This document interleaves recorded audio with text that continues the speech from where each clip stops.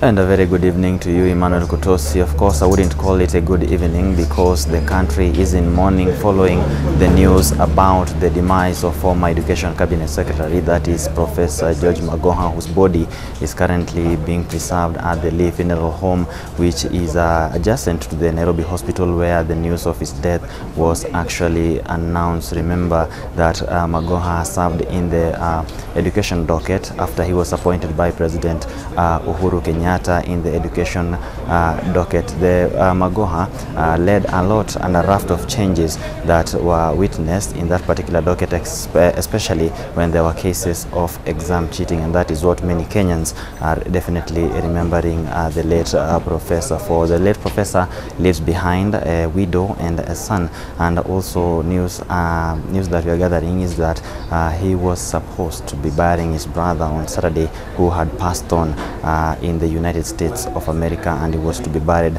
here in Kenya, their home, rural home, on Saturday, that is this week. The news of the passing of Magoha reached our newsrooms some minutes before 7 p.m, which we are told that he had collapsed in his house and taken to Nairobi hospital for treatment, and that is when it was announced that the late professor had died. Now the family members have already left, and to begin, of course, the burial preparation for the late professor, who will be remembered by many for all the things that he has done in the education sector. And of course, some of the leaders have eulogized the late professor, who include ODM leader Raila Odinga and President William Ruto. Just to read what the former premier said is that, "I'm deeply saddened to learn the passing of Professor George Magoha, a transformational leader, illustrious scholar, dedicated public servant, and distinguished medical doctor who left an indelible